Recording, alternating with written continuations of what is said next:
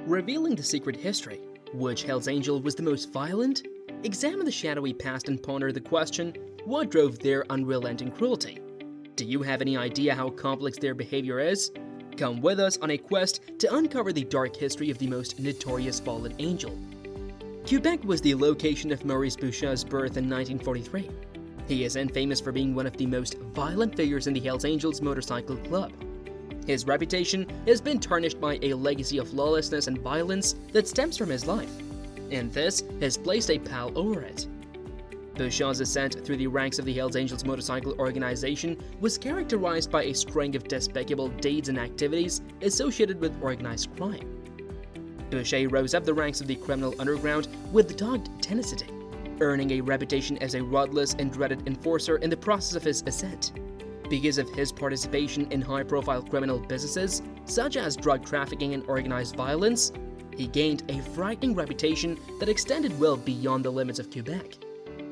Bouchat's influence over the motorcycle gang was coupled with an open display of power and a willingness to resort to severe tactics in order to retain his leadership. This allowed Bouchat to exert his authority over the group. During his leadership, the criminal landscape was shaken violently by violent battles as well as territorial disputes. His premeditated cruelty was a driving force behind both of these events. Bouchat's celebrity continued to grow despite the fact that the actions he took earned him legal repercussions and a prison sentence. His entire narrative serves as a sobering reminder of the potential for brutality that may thrive at the core of an organized criminal enterprise. The name Maurice Bouchat will forever be engraved in history as a frightening witness to the darkest aspects of human nature. His life was characterized by brutality and lawlessness, and his name will always be remembered as a symbol of such a life. In the still places of recollection, the story of a soul's tumultuous journey emerges, one characterized by early hardships that cast a long shadow. Throughout this journey, the difficulties of childhood loomed large. The young person had to find their way in a world where their dreams seemed impossible, and their most basic needs were frequently unfilled. She had a rough start to life because she was born into poverty. As the laughter echoed through the streets, so did the gnawing agony of empty stomachs and the ragged look of people's clothing. The path diverged in an unexpected direction as the years unfolded. As financial hardships deepened, schools had to get rid of desks, which were formerly a symbol of hope. The person sought refuge in the embrace of fleeting highs because they were stuck with few choices and a heavy heart from unrealized ambitions. The haze of opiates offered temporary relief from the stresses of daily living and opened the way to independence. A glimmer of hope burned on, like an ember that refuses to die in the cracks of a crushed heart. Despite being entombed in an ocean of sorrow, the spirit retained a glimmer of its previous purity. The scars left by addiction and the memories of past battles haunted them, but they also served as a symbol of the fortitude that had gotten them this far. The interaction between a traumatic past and the search for forgiveness paints a picture of human weakness and perseverance in this complex drama.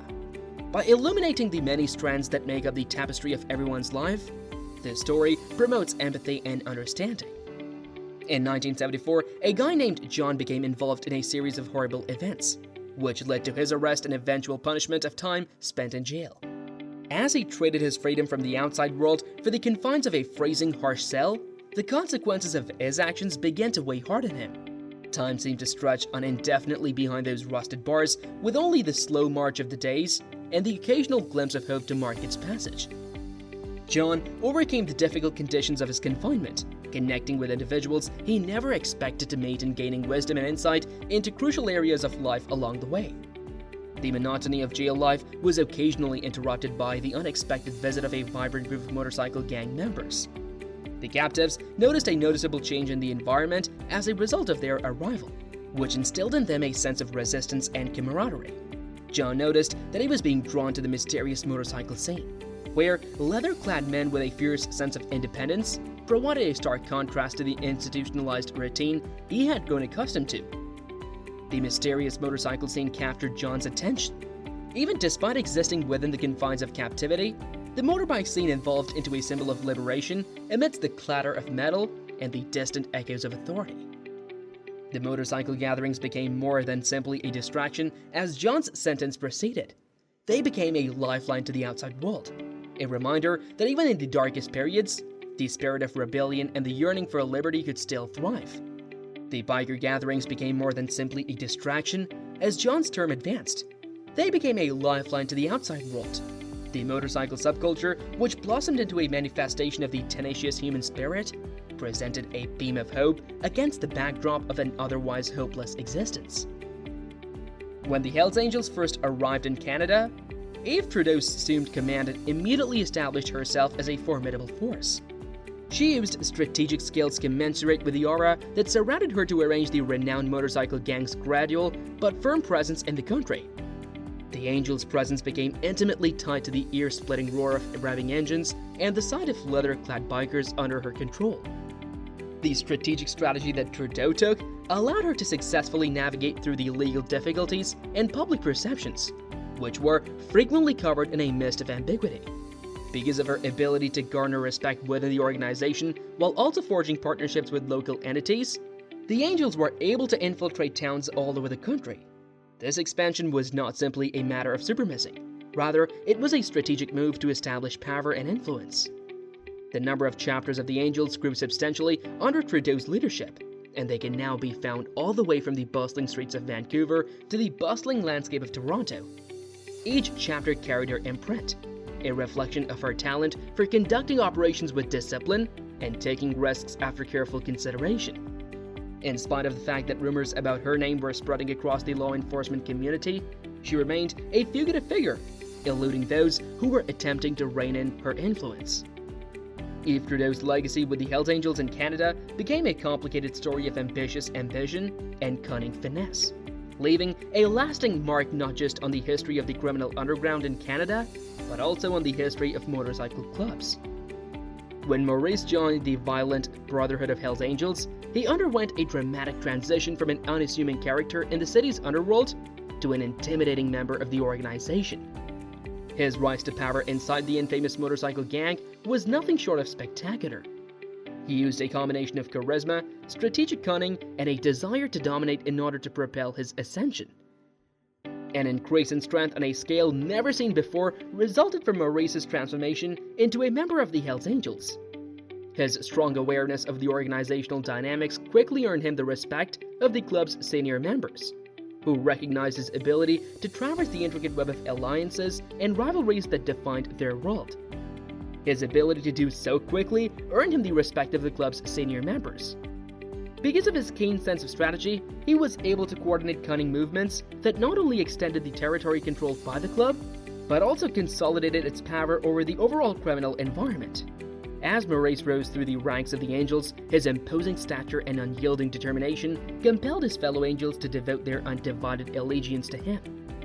Because he was unflinching in the face of peril and unyielding in his quest for control, he established himself as a formidable opponent who must be taken into account. Soon after, the city's law enforcement forces found themselves in the middle of a battle against a foe that was becoming more well-organized and dangerous. As a result of Maurice's rise from obscurity to a position of influence inside the Hells Angels, shockwaves were thrown across the criminal underworld, as well as police enforcement.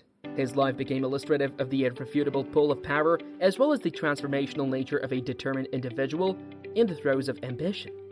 And his biography became a monument to both of these ideas. The conflict between the rock machine nomads and their deadly enemies had reached a dangerous peak in the gritty urban terrain. Once simmering tensions burst into a wave of violence that engulfed the city. Once teeming with unease, the streets now trembled with oncoming catastrophe. Graffiti-covered walls and broken glass showed the competing factions' growing hatred.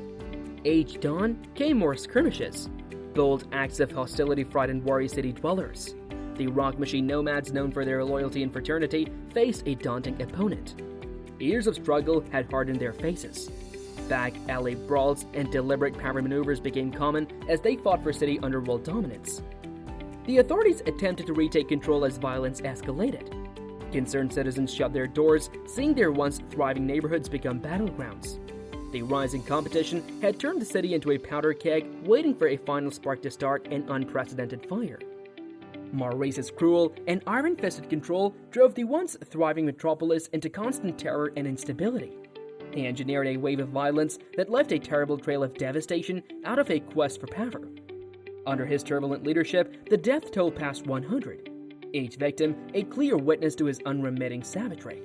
His chosen way of exercising power was a series of premeditated explosions that shattered the city's foundations and destroyed public places. The besieged city's scenery became a disturbing reminder of his evil grip as explosions became a familiar sound. As his reign of terror ended abruptly, Maurice was brought to justice. He spent the rest of his life in prison for his horrible acts. Once feared tyrant stripped off his control, a dismal reminder of the repercussions of murder and bloodshed. Thanks for watching. For more, subscribe to our channel.